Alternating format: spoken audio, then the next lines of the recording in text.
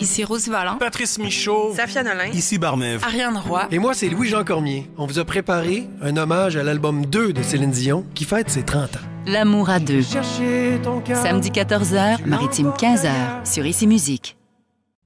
Nous sommes le lundi 7 avril. Voici à la une.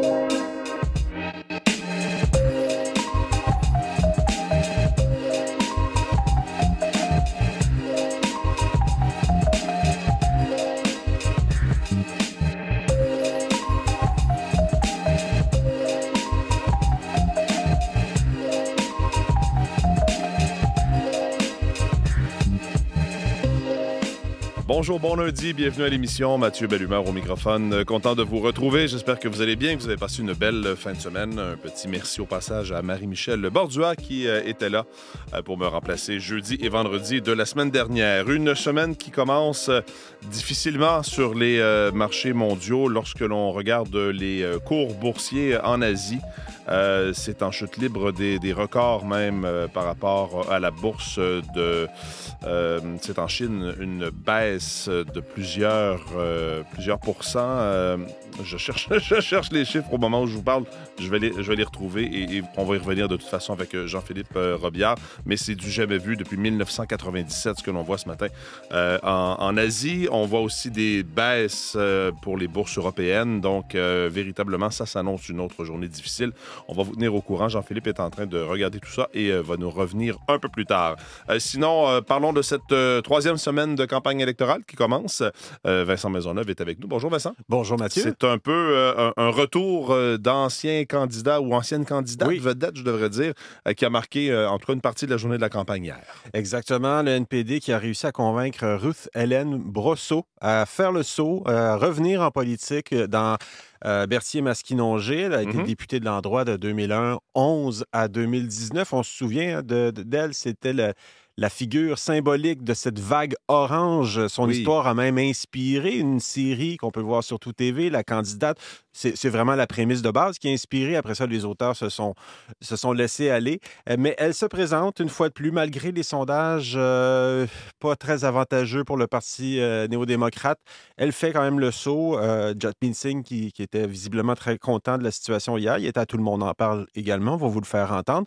Et puis, c'est important aussi pour les partis d'avoir tous leurs candidats, parce que c'est aujourd'hui, 14h, heure de l'Est, la date limite là, pour présenter toutes les candidatures en vue des élections qui sont le 28 avril. On arrive à mi-parcours dans cette campagne. On va y revenir donc un peu plus tard et je vous parlais des bourses. La bourse de Hong Kong qui a clôturé en baisse, une baisse de 13,22 %, plus forte chute depuis la crise boursière asiatique de 1997. C'est le chiffre que je cherchais au début de l'émission que je n'avais pas sous les yeux. Donc, on va revenir là-dessus un peu plus tard. Pour l'instant, parlons de sport. Strome, crisscrossing with Chychrun through center. Send in Wilson on the flank. Cross ice, Ovechkin fires! Oui, c'est Alexander Ovechkin, donc, qui devient le meilleur marqueur de tous les temps. 895 buts, c'est fait. Bonjour Olivier. Bonjour Mathieu. C'était effectivement ce qu'on attendait cette saison. C'était l'histoire qui a été racontée par tous, ce que tout le monde attendait. Et ça s'est produit hier dans un match entre les Capitals et les Islanders de New York. Il avait déjà marqué 2 buts au cours du week-end pour s'approcher, en fait, pour égaler Wayne Gretzky. Il n'en manquait un pour le passer. Et ça a été fait hier dans une défaite des Capitals face aux Islanders de New York, mais quand même, en deuxième période, Alexander Ovechkin, encore une fois, du cercle des mises en jeu. Un tir du poignet, par contre, pas un tir frappé, qui a battu Ilya Sorokin, donc pour justement aller chercher ce 895e but. On avait prévu donc le coup. Wayne Gretzky y était avec la famille d'Alexander Ovechkin. Tous les coéquipiers d'Ovechkin se sont rués sur la patinoire pour le féliciter. Même chose pour les joueurs des Islanders de New York pour saluer l'exploit. On a pris le temps aussi de bien célébrer la chose avec une petite allocution, entre autres, de Gary Bettman, le commissaire de la Ligue nationale de hockey, qui était là pour fêter avec les gens, pour souligner justement cette histoire qui venait de se produire sous leurs yeux. Et puis, il y a eu Alexander Ovechkin aussi au centre de tout ça qui a été la grande vedette au cours de cette longue carrière exceptionnelle qui n'est pas encore terminée. Lui qui a passé le plateau des 40 buts cette saison à 39 ans, qui semble pas prêt à ralentir. Donc, 895, là, ce n'est que le chiffre pour aujourd'hui. On a peut-être encore quelques saisons pour s'assurer de l'éloigner le plus possible des joueurs qui s'en viennent. Donc, écoutons tout d'abord Alexander Ovechkin, puis on suivra avec Wayne Gretzky, qui était présent et qui a souligné l'exploit. Thank you, Lester Rockin, to let me score 895. I love you, brother. And the last thing, all of you fans, for the whole world, Russian, we did it, boys. We did it. It's a history. Yeah! Donc, il a remercié au passage Ilya Sorokin de l'avoir laissé marquer. Pas certain qu'il l'a tant laissé marquer. Il a fait son possible pour bloquer le tir. C'était le 183e gardien de but à être battu par Alexander Ovechkin dans cette longue épopée vers ce record. Et justement, Wayne Gretzky qui a battu Gordie Howe à l'époque. Suivi, parce qu'il était là aussi samedi lors du 194e but. Donc, il suivait dans le fond Ovechkin. Sauf erreur, lorsque Ovechkin s'est approché à 4 buts de ce record, je pense que Wayne Gretzky était dans une espèce de caravane qui suivait justement les matchs des Capitals. Donc, il était sur place parce que Alexander Ovechkin peut en marquer 3 buts assez facilement dans un match. Il a failli le faire plus tôt cette fin de semaine. Et donc, Gretzky y était. Il a salué l'exploit. On peut écouter ses commentaires. Puis je reviens avec une dernière petite information. I can tell you firsthand, I know how hard it is to get to 894. 895 is pretty special. They say records are made to be broken, but I'm not sure who's going to get more goals than that. Donc, il faut être lucide. On dit que les records sont faits pour être battus, mais j'ai pas l'impression que quelqu'un va s'approcher de celui-là jusqu'à ce que quelqu'un le fasse, bien entendu. Mais il l'a dit en terminant, il a mis un peu de pression sur les propriétaires des Capitals parce qu'il a dit à l'époque, quand moi j'ai battu le record, on m'a remis une Rolls-Royce. Préparez-vous pour le cadeau que vous ferez à Alexander Ovechkin. Mais donc, voilà, ça a été une journée extraordinaire. Puis je termine en disant aussi que le Canadien de Montréal a battu les Prédateurs de Nashville hier, une victoire de 2-1. Un match qui est un peu passé dans l'ombre, mais quand même des points importants pour le Canadien qui demeure au 8e rang et donc qui est en voie de peut-être participer aux séries éliminatoires. Ça va bien. C'est Jakub Dobeš dans les buts qui a bien fait, franchement, effectivement. Face à Nashville. Tant mieux pour ça. Merci beaucoup, Olivier. Bonne journée. Bonne journée. Bonjour, Véronique. Bonjour, Mathieu. De la neige, hein, c'est ça? Pas la même réjouissance. Voulez-vous que je continue? Allez-y donc avec le Canadien. C'est pas une autre bonne nouvelle. Mathieu aimerait ça. Alors, c'est pour quand? De la neige cette semaine encore? Ben, ça va arriver vite au début de la semaine. On va s'en débarrasser. Puis là, après ça... ça se finit? Ça semble. Okay. Ben, bref, là... Plutôt belle journée pour commencer la semaine. On y va avec ça aujourd'hui. Plutôt beau. 7-8 degrés au thermomètre. Ça se prend bien.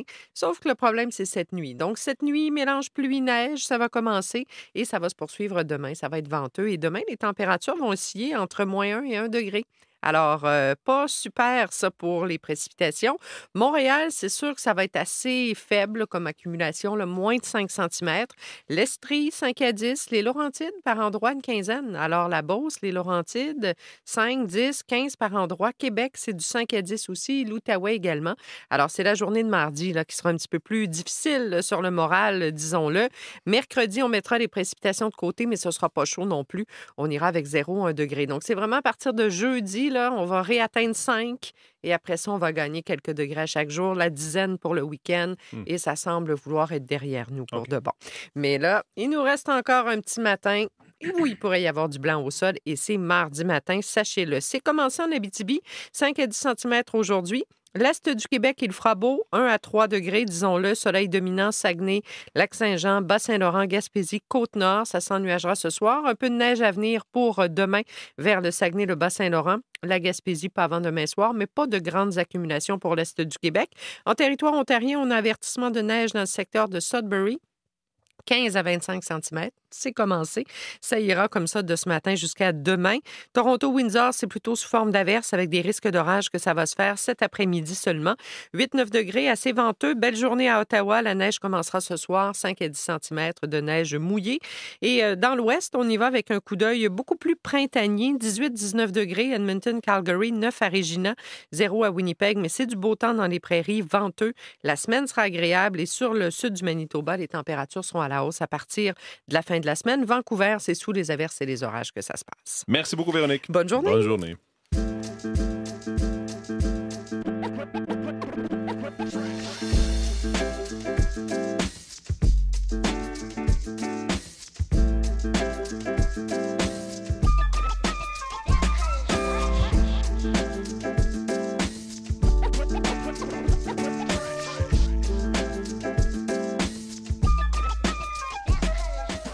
Alors, c'est aujourd'hui, vous le disiez au début de l'émission, Vincent, que les partis, c'est la date limite aujourd'hui à 14h. Oui. Les partis doivent avoir présenté l'ensemble de leurs candidats, leurs candidates partout au pays. Et le NPD a annoncé hier une candidature surprise. On ne l'avait pas nécessairement vu venir. Elle s'était retirée dans ses terres au centre du Québec, en Mauricie. Ruth Hélène Brosseau, ancienne députée vedette du NPD, qui finalement a été convaincue et elle se représente. Oui, elle avait adopté la région après s'y être présentée en 2011 et avoir gagné par surprise. Et même si ça ne va pas très, très bien dans les sondages, en fait, si on se fie aux sondages pour le NPD, Ruth Hélène Brosseau, qui a été députée jusqu'en 2019, après elle a été battue par le Bloc québécois, qui est toujours en place, elle tente une fois de plus sa chance dans Berthier-Masquinongé au Québec. Je veux être le voix pour ceux qui ont besoin d'être entendus. Je veux proposer des solutions. Donc, je veux réunir tous ces gens-là, comprendre les réalités de eux. On va mettre nos tripes sur la table, si on peut dire ça.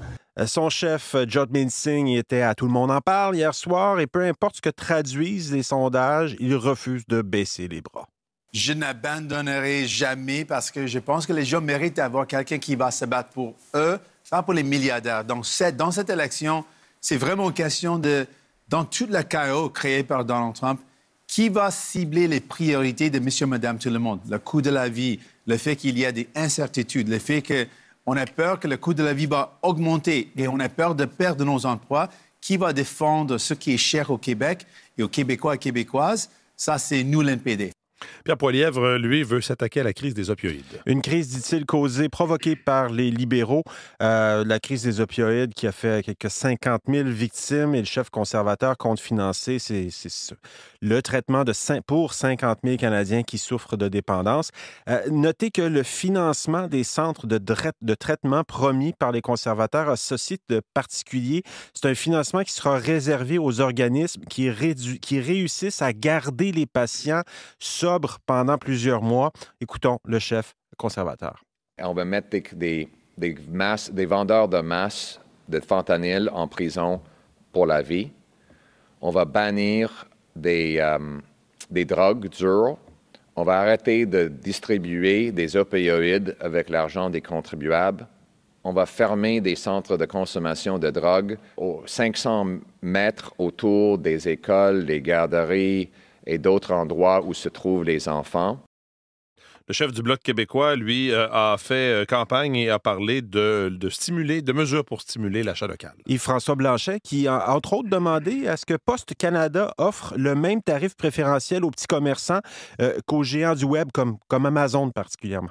La deuxième proposition, c'est d'obliger les émetteurs de cartes de crédit à baisser les frais d'interchange, on dit les frais de crédit, au bénéfice des petits commerces. La troisième proposition me tient particulièrement à cœur, enlever la TPS sur un certain nombre de produits, essentiellement sur les produits qui sont réparés, les services de réparation. On parle de cordonniers, de couturiers, on parle de la réparation des appareils électriques ou des appareils électroménagers, que ces services-là ne soient pas l'objet d'une TPS, et on parle aussi des friperies. Voilà donc pour Yves-François Blanchet. Parlons maintenant du chef du Parti libéral qui a fait relâche, lui, hier. Oui, et Mark Carney prend la route de la Colombie-Britannique. Il part à la chasse au vote néo-démocrate. C'est ce qu'écrit notre collègue Christian Noël qui suit la caravane libérale maintenant. Il faut dire que l'île de Vancouver, là, qui n'a pas élu de député libéral depuis 20 ans, c'est son premier voyage à Mark Carney à l'ouest de Winnipeg depuis le début de la campagne. Mais il y a aussi Pierre Poilievre qui va être en Colombie-Britannique, je vais l'avoir, et le chef du NPD aussi qui, après un moment à Toronto, s'envole pour Vancouver. Yves-François Blanchet, lui, qui est à Montréal aujourd'hui pour parler de culture. Merci beaucoup. Bonne journée, Vincent.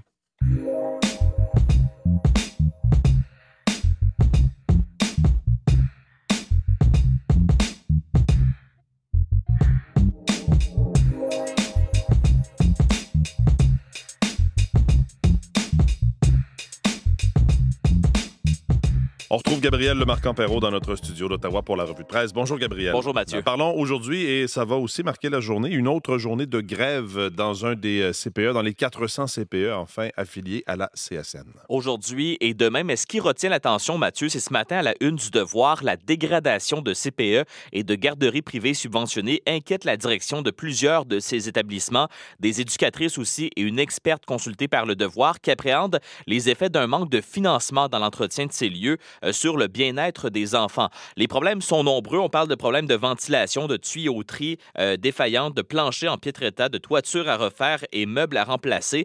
À l'instar des cégeps et des écoles de la province, de nombreux bâtiments accueillant des services de garde se détériorent au Québec et l'inquiétude est palpable, écrit le Devoir ce matin.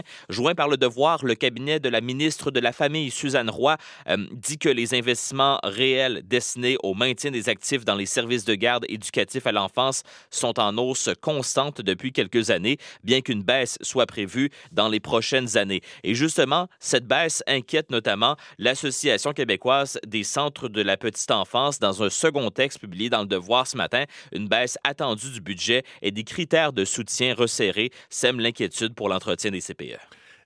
Donc ça, c'est à lire dans le Devoir. Vous pourriez recevoir, en tout cas certains pourraient recevoir un remboursement de la taxe carbone tout juste avant la tenue de l'élection fédérale. Oui, étrangement, ce remboursement va arriver tout juste avant le 28 avril prochain pour des millions de Canadiens qui vont recevoir ce paiement du gouvernement fédéral quelques jours avant les élections.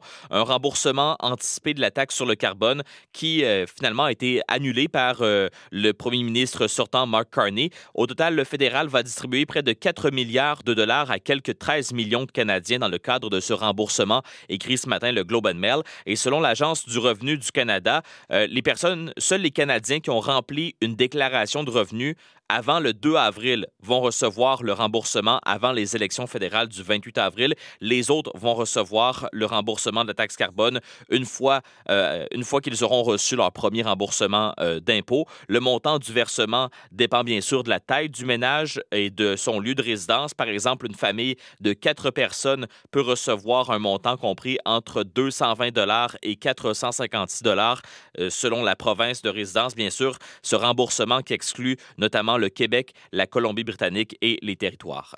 Maintenant, je ne sais pas si avec l'argent en plastique, les cartes de crédit, les cartes de guichet, je ne sais pas s'il y en a qui se promènent avec beaucoup d'argent comptant, mais si vous avez des billets de 100 $, attention aux billets contrefaits. C'est dans la presse que j'ai lu ça ce matin, Mathieu, des billets contrefaits en polymère qui circulent depuis quelques semaines déjà dans les provinces atlantiques, en Ontario, mais aussi au Québec. Et la presse a fait analyser 3 de ces billets, 3 exemplaires de 100 $ par un spécialiste. Le verdict, c'est inquiétant, mentionne François Ruffiange, qui est président de la Société numismatique de Québec, qui s'intéresse particulièrement aux billets de polymère depuis leur apparition sur le marché. Il dit en entrevue à la presse, c'est bien fait, le monsieur ou la madame ordinaire ne verra pas la différence. Alors la presse qui a obtenu ces 3 billets d'une source qui travaille dans le domaine des services financiers dans la région de Montréal, un des 3 billets qui a échappé au mécanisme de vérification de l'entreprise, les 2 autres apportés par un client et par un fournisseur qui ont été interceptés par le personnel de l'entreprise. Donc, la presse mentionne ce matin que les billets ont une couleur légèrement plus orangée que les vrais billets de 100 $, une fenêtre holographique transparente similaire à celle aussi des billets authentiques. Alors, article assez fascinant, c'est à lire ce matin dans les pages numériques de la presse. Merci beaucoup, Gabriel. Bonne journée, à demain.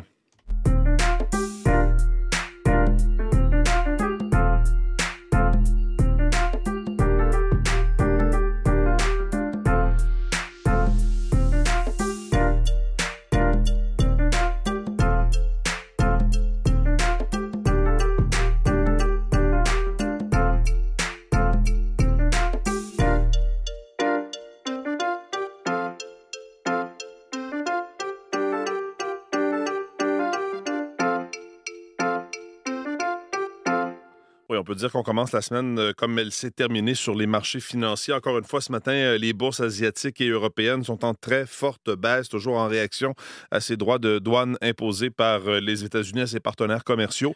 Ça risque de se transporter de ce côté-ci du globe un peu plus tard à l'ouverture des marchés. Jean-Philippe Robillard qui est avec nous. Bonjour Jean-Philippe. Bonjour Mathieu. Oui, donc loin de se calmer, on peut dire que le vent de panique prend de l'ampleur sur les marchés encore ce matin. Oui, et les baisses sur les marchés financiers vraiment prennent de l'ampleur ce matin. ça s'accentue. Mathieu, en Asie, la bourse de Hong Kong a clôturé en baisse de 13 et ça, c'est sa plus forte chute depuis la crise boursière asiatique de 1997. Au Japon, la bourse a terminé en recul de près de 8 La bourse de Taïwan a clôturé, quant à elle, en baisse de près de 10 Encore là, Mathieu, c'est un recul historique. Et c'est la même chose là, qui se passe en Europe. Là aussi, les principaux indices boursiers sont en forte baisse ce matin. À Londres, c'est un recul de 5 à Paris, de près de 6 En Allemagne aussi, la bourse perd 6 Et tout ça, bien sûr, c'est en réaction donc aux tarifs douaniers dits réciproques que le président américain, Donald Trump, a imposé à ses partenaires commerciaux. Des tarifs, par exemple, on le sait, de 34 sur les importations de produits chinois, de 20 sur les produits qui proviennent des pays européens, de l'Union européenne. En fait, au total, il y a plus de 180 pays qui sont ciblés par ces nouveaux tarifs dits réciproques par l'administration Trump. Oui, et il y en a qui disaient, avec ces débâcles boursières, ces corrections dans les marchés, peut-être que le président américain va revenir sur sa décision, mais loin de là, il n'a pas l'intention de reculer, le président américain. Oui, et pour l'instant, on peut dire qu'il reste inflexible. Voici ce qu'il a dit un peu plus tôt, Mathieu, alors qu'il était à bord de l'avion présidentiel. I don't want anything to go down, but sometimes you have to take medicine to fix something. Alors donc, Donald Trump qui dit qu'il ne veut pas que les marchés chutent, Mathieu, mais qui affirme qu'il faut parfois un traitement, dit-il, pour se soigner, pour guérir les maux de l'économie américaine, et en faisant référence aux déficits commerciaux des États-Unis, et que la seule façon, selon lui, de résoudre ce problème, ce sont les droits de douane qu'il a imposés. Et selon Geneviève Dufault, qui est professeure à l'Université d'Ottawa, qui est également spécialiste, Mathieu, du droit du commerce international, elle ne croit pas que le président Donald Trump va bouger, qu'il va changer d'avis. On l'écoute. Donald Trump ne bougera pas tant qu'il n'aura pas rempli les coffres de l'État. Son objectif, c'est de dire à ses électeurs, je vous ai promis des baisses d'impôts et vous les aurez, tant les individus que les entreprises. Or, les États-Unis sont extrêmement endettés. Donc, ce qu'il faut, c'est qu'il fasse rentrer de l'argent et c'est son objectif. Donc, il y a besoin d'encore quelques mois. D'autre part, il a déjà préparé tout le monde. Il leur a dit, on est en temps de guerre. C'est une guerre commerciale, mais en temps de guerre, on souffre. Mais après ça, ça va vraiment mieux aller. Ça vaut la peine. Et il faudra voir éventuellement, selon certains experts, les spécialistes, Mathieu, la pression, elle pourrait venir aussi des consommateurs américains qui, éventuellement, verront, par exemple, les prix de plusieurs produits augmenter. Peut-être que ça, dans le fond, ça pourrait éventuellement faire bouger le président américain. Un mot également pour vous dire que le Bitcoin est en baisse, il perd environ 10 C'est la même chose pour le pétrole qui est en baisse de 4 le cuivre également. Et il y a l'or, bien sûr, qui continue d'être la valeur refuge. On le dit souvent, mais c'est le cas. Alors, il faudra voir comment ça sera à l'ouverture des marchés. Vous en avez parlé tantôt sur les marchés nord-américains. On va suivre ça. On va s'en reparler ce matin dans nos radiojournaux. Jean-Philippe, merci beaucoup. Au revoir, salut, bonne journée. Voilà, évidemment, on va suivre ça au cours des prochaines heures. La campagne électorale aussi, puis sur la scène judiciaire au Québec, ce sera le procès de Pierre Saint-Amand qui est accusé d'avoir fait 2 morts et 6 blessés. Rappelez-vous, c'était enfonçant dans une garderie avec un autobus enfonçant dans une garderie à Laval. L'ouverture donc du procès ce matin, ça c'est sur la scène judiciaire. Vos équipes du matin prennent le relais dans les prochaines secondes. Je vous retrouve dans les radiojournaux. Bonne journée, bon début de semaine.